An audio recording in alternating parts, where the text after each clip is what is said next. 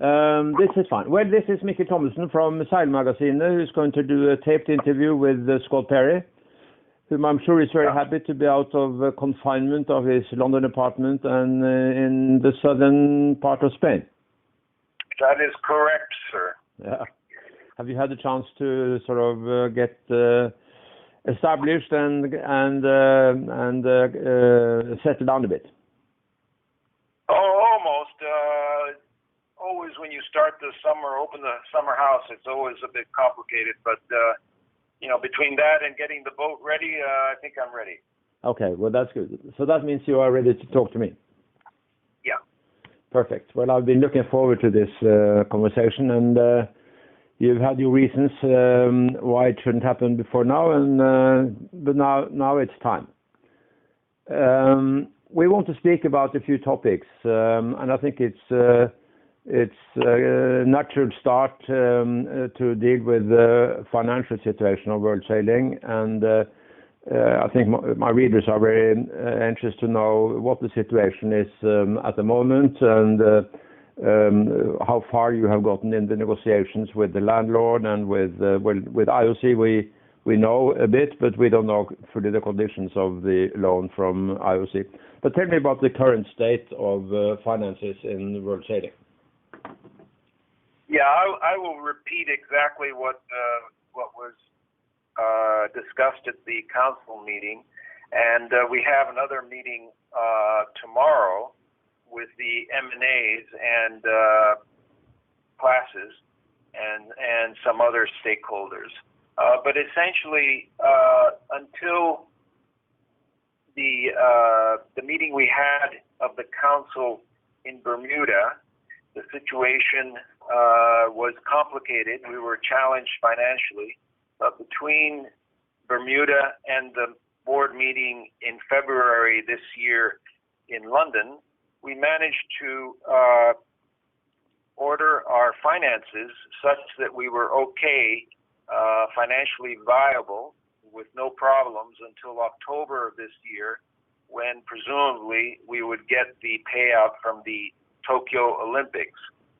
As we all sadly know, the Tokyo Olympics were canceled very shortly after our board meeting in London, and that caused us to rethink our whole situation, because now we had to finance another whole year until October 2021, when presumably we will get a payout from the now 1 year late Tokyo Olympics.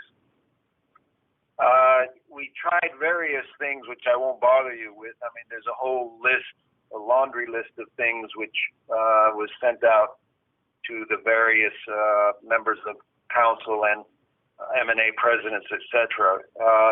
And a great deal of those measures were not successful. We tried bank loans, etc. I won't bother you with all the details because there's too much. But let me just stop you one thing. One of the things you did prior to the London meeting was that you managed to loan money against your assets, right? Yes, that's correct. We arranged a loan with Barclays Bank and the Isle of Man against the security of a trust fund that we have in the Isle of Man. And that allowed us to, I should say, comfortably get to October, plus a great deal of cost-cutting measures. I mean, we made substantial cost cuts.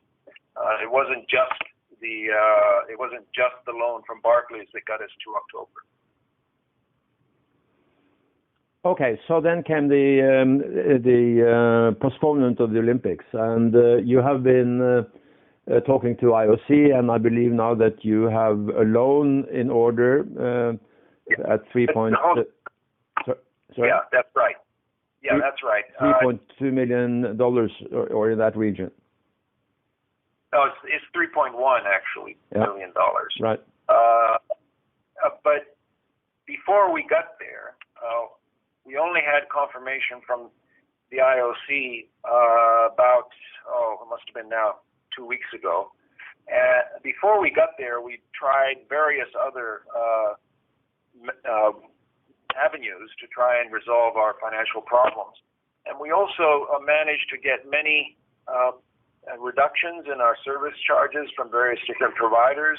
We also delayed quite a few bills, and we took advantage of the United Kingdom's job retention scheme, which allows us to put people on furlough, and therefore we received a lot of help through that scheme from the UK government. We put about, I would say, maybe 20 people out of our 27, 20 of them on furlough, and that helped a great deal.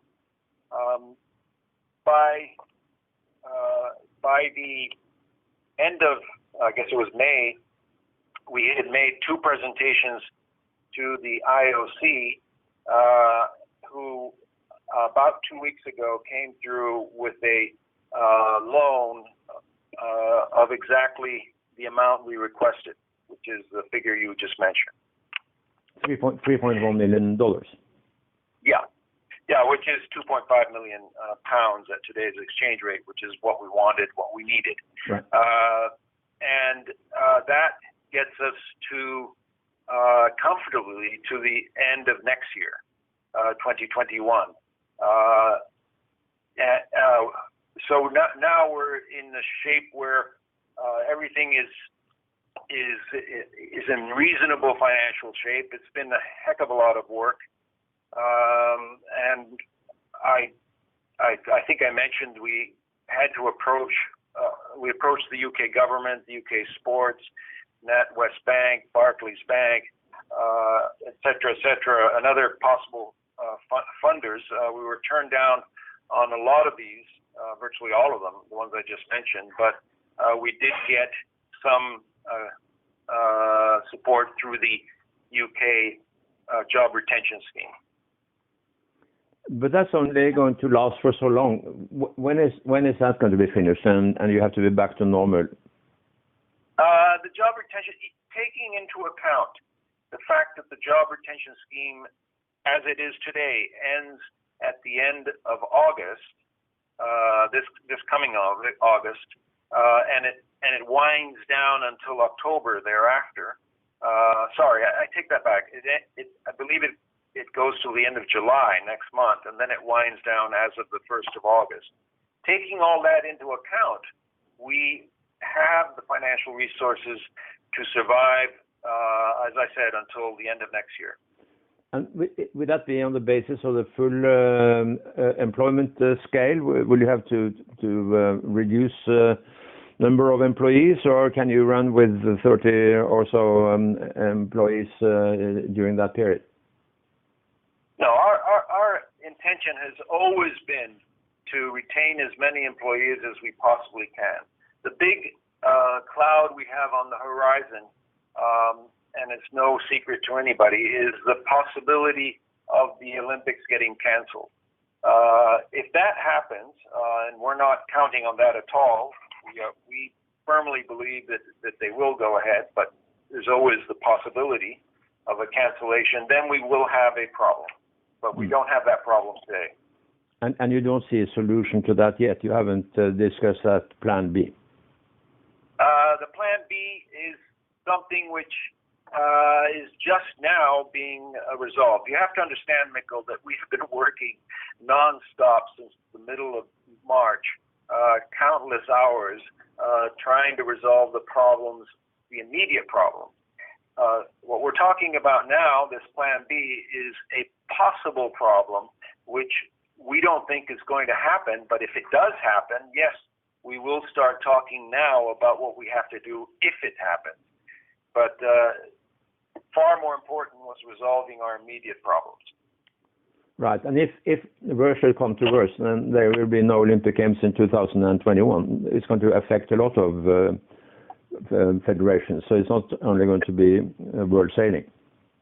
It's going to affect every federation, perhaps not FIFA, but certainly every other one.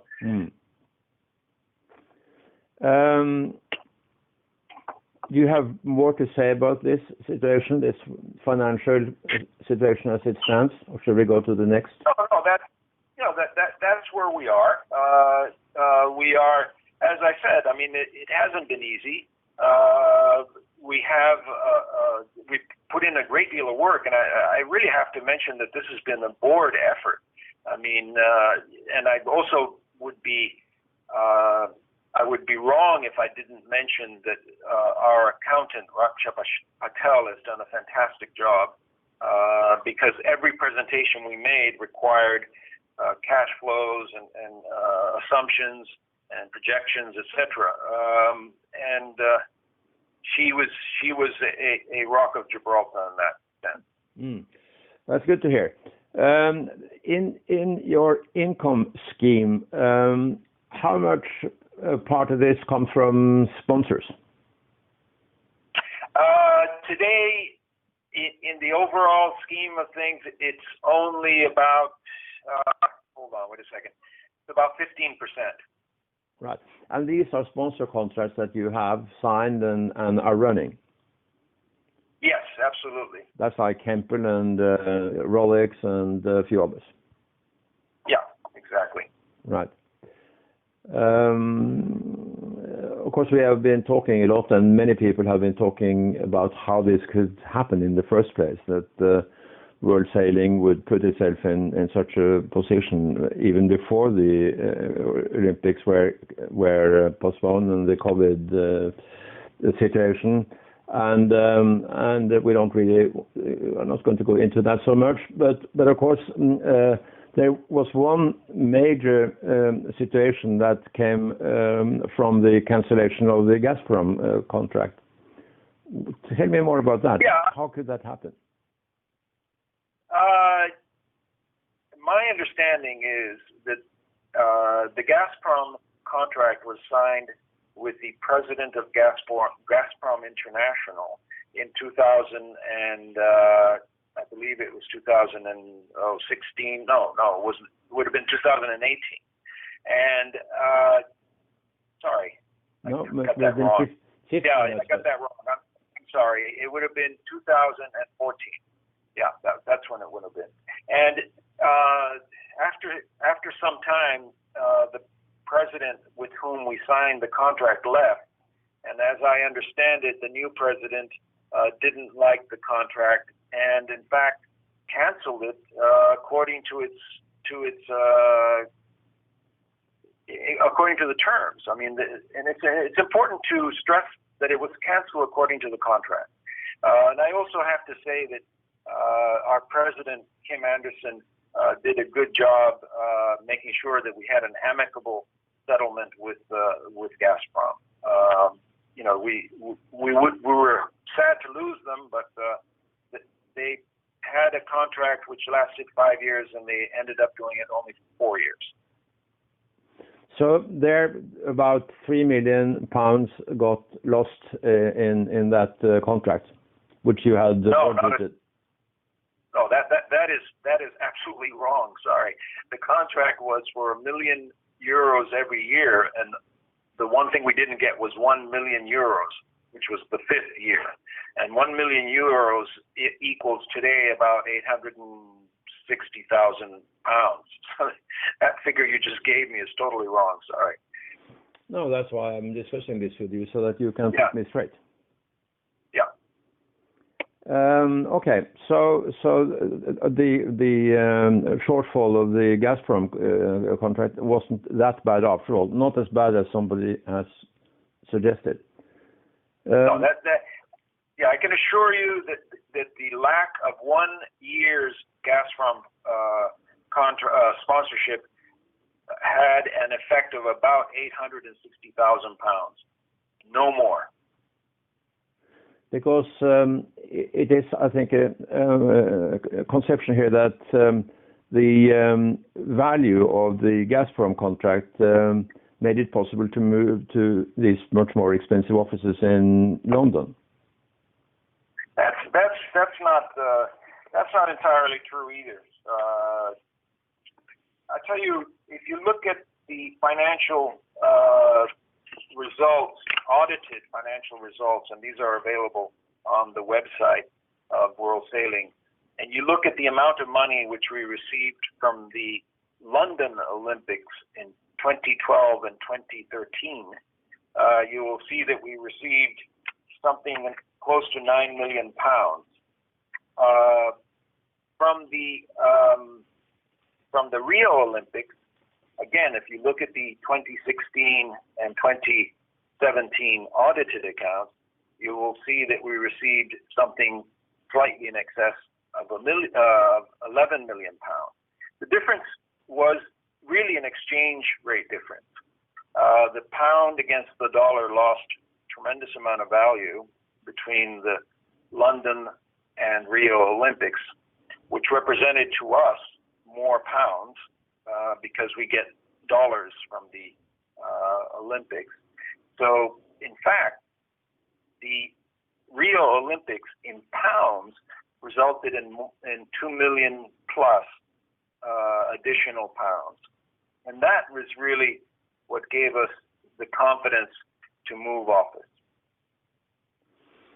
I understand that the decision of moving office was unanimous from the board. Was what, sorry? I understand that the decision to move offices was unanimous by the board. Did you know, all of you, did you know at that time that it would have been possible to extend the contract with the landlord in Southampton? Yeah, you asked two questions. Let me answer the first one. Yes, the board did look at various locations, including Southampton itself, and there were many considerations that went into the move. Perhaps the most important one was the tax considerations, and the second most important one was how many of our personnel we would retain by moving. There were other considerations. We wanted a more international location, close to a big airport, et cetera, et cetera. But the tax consideration was very important. We have a tax structure in World Sailing which represents a yearly income tax of less than 1%. So, that was very much on our minds when we were looking at different locations. As far as moving to London, it was certainly unanimous. I certainly backed it for all the reasons just given. Versus Southampton, if we stayed in Southampton, we would have had a significant increase in the rent at the time, because we had a 1997 lease in Southampton, which ran out, but the lease in Southampton was negotiated at a very good rate. I believe that was Mr. Arvid Sundheim who did that. It was an excellent contract, but unfortunately, the conditions in 2016-17 for office space in Southampton were substantially different from 1997.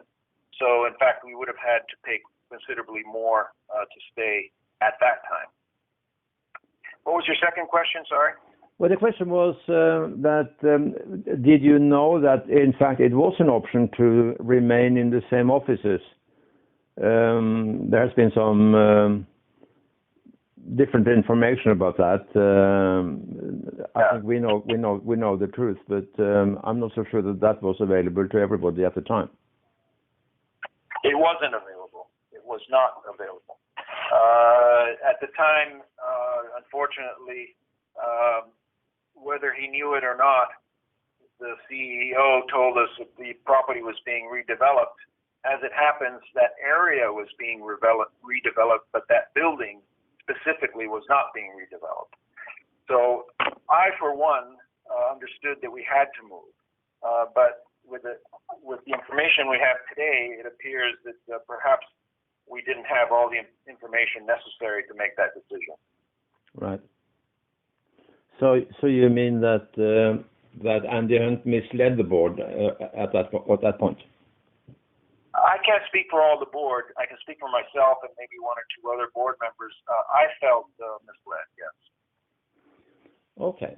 That explains that situation. What now with the offices? I understand that you have been trying to sublet half or part or all of the offices, and without any success. Let's back off a bit. as soon as we heard about the Olympics being postponed, I contacted the landlord and informed them that we would have a problem. And we told them that our first preference was to return the property. And of course, this went backwards and forwards. And they, about 3 weeks after that, informed us that the tenant on the floor just above us was interested in expanding. And therefore, we took up negotiations with them. They're a UK company owned by a US Los Angeles-based company. And we've been negotiating with them for the last... Sorry, hold on, my dog. We have just... One second, Nicole. Yeah.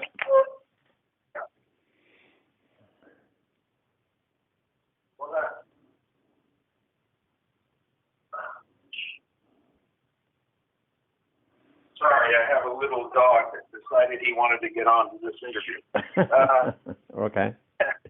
Yeah, he may try again because he's looking at me rather strangely. But anyway, and we were informed not last Tuesday, the Tuesday before, that they decided they're not interested. Unfortunately, we did negotiate with them for about 2 months, which wasted time. So to answer your question, what now? After tomorrow's meeting with the various different stakeholders, we will be contacting the landlord again and informing them that we feel we have to have a substantial reduction in rent or simply return the property. We have to negotiate something. That answers your question as to where we go now. Okay, but the land or the contract with the landlord is signed by World Sailing UK, is that right? That is correct. And with the guarantee from World Sailing on the Isle of Man? Yes, absolutely. Yeah. So you couldn't just let the UK company go and then get out of it on that basis. You have to find an amicable solution. Yeah, the UK company is really a shell. I mean, you would not enter into a contract with a subsidiary shell company without the parent's guarantee. I don't think any reasonable person would do that. Yeah. No. When you were negotiating with this American company, was that on the basis of the entire premises or just part of it? Initially, they had indicated that they wanted half the property until the 1st of January next year, and then they would want the whole property. And reason for that, Mikkel, just so you know, is that they are a rapidly expanding internet-type company, and because of social distancing within the office, they needed more space. Now, I don't know why they decided against it. Against taking half now and 100% as of the 1st of January, but that was the decision they made to not pursue any more conversations with us. It's unfortunate. I should also mention that the landlord has offered us a small concession, but it's not sufficient. Well, I think it's a concession with a sour grape to it, because it is really only a postponement of rent. It is not a decrease or any relief, is it? Yeah, that's it. That's what I said. It's a small concession. It helps as a short-term cash flow because we don't pay any rent until the end of September. But then they want to recover all the unpaid rent in 9 installments. So it doesn't really help. I mean, it helps from a cash flow standpoint now, but we really need something considerably, a much bigger concession, or simply returning the property. As it is now, there are 10 years left of the contract? 7 years and a bit. Okay, so it was a 10-year lease originally, but now it's a bit more than 7 years. Yeah, it was. I think at first July, if I'm not mistaken, So it would be almost exactly 7 years left. Right. Okay. Well, I wish you luck. I think it's very important that you make some progress in this area, but to get out of the contract entirely without the solid compensation is perhaps too much to expect. Well, I don't give up hope in these situations, and I think that we are obviously in a unique, historic crisis right now, and a lot of companies and organizations are in a situation similar to ours. I know that landlords, certainly throughout the world and in London, is no exception. They're having problems with their tenants, but that's a fact of life. And we can't change that. We have to continue to do what's best for world sailing in that regard. Right. And this brings me again back to the IOC loan, because that is what it is. It's an interest-free loan which you have to repay after the license money is available after the 2021 Olympics, isn't right? That's correct. But not in it's in 5 installments, in 5 yearly installments. Okay, so but they don't pay anything back before or after the Olympics? That's correct. Okay. Are there any other strings attached? I mean, do you have to make some internal changes in world sailing to? No, nothing of the sort. So there are no restrictions on behalf of IOC. It's a straightforward loan in those conditions. None whatsoever. Okay.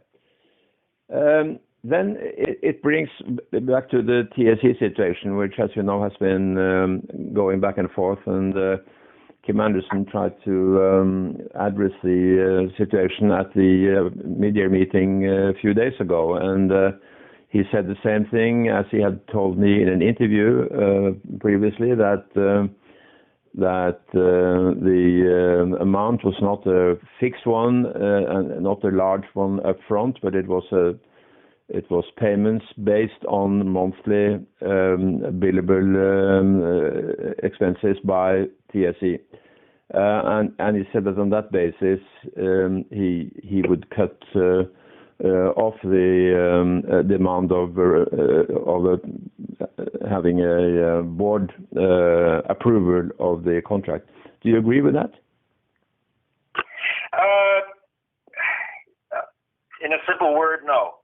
I think that TSE has probably done a very good job with public relations, but the fact of the matter is that the contract should have been subject to a tender. It should have been approved by the board, and it needed 2 signatures. And I think we've discussed this before, Mikkel. I think that this was an administrative mistake on Kim's part, but that's what I've said in the past, and I have no doubts that what I'm saying is correct. But let me add a little bit to that, okay? Because I think that we're concentrating too much on the past, and I think that it's important to mention a few things. First of all, I think that TSE did a good job, and I know that they helped in certain negotiations, particularly with Gazprom. So we have a lot to be grateful for that. The only sort of I think we had a missed opportunity here.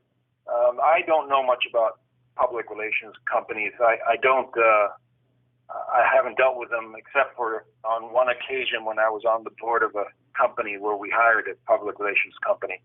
And the first thing that public relations company did was to interview some of the top managers and most of the board.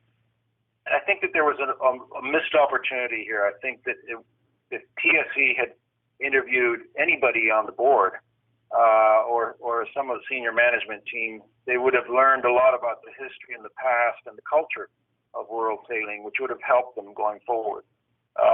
It's just a missed opportunity, but otherwise, I think they did a damn good job, and that's the way I would leave it. Yeah, but isn't that part of the problem? Is that they may have done a good job, but nobody knows about it. That nobody knows what they actually did, and there's been no reports available to the stakeholders or the council. Nobody really know what World Sailing paid for and what they paid. Yeah, well, I mean, the figures that have been given are correct. I mean, about the total amount, and the only difference is that everybody talks about pounds, but in fact it was in Swiss francs. But about 200,000 Swiss francs. Yeah, something like that. Yeah. Right. Okay. Well, it brings another question which relates to the handling of this account, and it goes to the conflict of interest situation, because as you know, there was a board meeting in December 2016 where all the board members were supposed to sign off their conflict of interest situations, and everybody did so. And what Kim Andersen said was, he said specifically that he had no ongoing business with the Danish Sailing Union, but that he had he was on a Danish committee which didn't affect World Sailing at all. But the fact was that he wasn't without the conflict of interest with the Danish Sailing Union, because they had paid for part of the election expenses for Kim Andersen. They had paid part of the dues for TSE, who in fact assisted him during his campaign to become president. Yeah, I'm not aware of any of that. That's my problem. I mean, you know that on the board we have 3 people that work for their federations, and everybody on the board is involved in some way or another with their federations. I mean, because in Uruguay, where I come from, you have to be affiliated to your federation in order to compete. You can't compete without being affiliated. So I think everybody's in one way or another related to or affiliated with. I'm not aware of what you just said concerning the payment of his campaign, etc. If that were the case, yes, he would probably have to have said that, and I'm not even aware if he didn't say that. But you're casting out. Yeah, something that I really have no knowledge. Okay. Well, that of course in itself is pretty strange, but I think that the story that we have presented is correct, and it is not entirely in Kim's disfavor, because there were a lot of speculation how that situation with TSE came about. But going into this matter, I talked to the president of the Danish Sailing Federation, and also council member Hans Nathorp, who represent the Danish Olympic Committee. And they said it quite clearly that the cost of hiring TSE to assist Kim in his campaign was paid for by them. And there is nothing illegal about that. It should be above board, but it is absolutely nothing wrong in doing that. And I think that could happen to several of the candidates at these coming elections as well. So there is nothing wrong about that. What seems to be wrong is that on being so specific about everybody positioning themselves in the conflict of interest area, everybody had to declare their positions, and Kim didn't. I mean, he should have said that he did have a relationship with Danish Sailing Union, and of course he should have said that he also had an ongoing business with TSE, which he had. And that was the reason why he was able to sign this contract with them so quickly after he had been elected. And so I think that that was a serious breach of exactly that, conflict of interest. Yeah. Mikko, let's be clear, okay? I am not aware that TSE helped Kim in his campaign. I'm not aware of that. I'm not aware that anybody paid for it. I just don't know those things, and I think correct of me not to comment on things that I just don't know about. No. If that is, that is the case, I mean, I'm sure that Kim could answer that, but I can't. I'm sorry. Oh, that's okay. So far he's chosen not to answer to it. So, I don't know. And that is, I think, part of the problem. That's why it's being talked about so widely. And it was also an issue during this half-year meeting, of course, and it will still be an issue as long as it is not being transparent. And I think that's where Kim made a mistake. He gave the meeting sort of the half-truth. What he said was not wrong. His interpretation can be argued, I'm sure, but it was only half the story. Yeah. Well, obviously in this regard, you have more information than I do. Yes, I think so. Yeah. Okay, Scott, this has been an interesting conversation. I know that you have big things ahead of you, unsolved problems. I'm sure that by the end of this term, you'll be very happy to resign from your vice presidency of World Sailing. Do you have ambitions to be involved in sailing after that? First of all, I won't resign. My term ends. Right. I haven't considered resigning yet, but no. No. I mean, I race a classic boat in the Mediterranean circuit, and I haven't been able to do that as much as I like, and probably will be involved heavily in racing that boat. And I've always said to anybody that I'm certainly available if World Sailing wants a helping hand, or they feel they need me for whatever. I'll give advice where it is, but I'm not. I don't have any ambitions going beyond that. Who do you think is going to be the next president? It's going to be close, I think, which is good for democracy. And I don't have to vote fortunately. It's my M&A that votes. But I think it's going to be very close, and I wouldn't be willing to call it right now.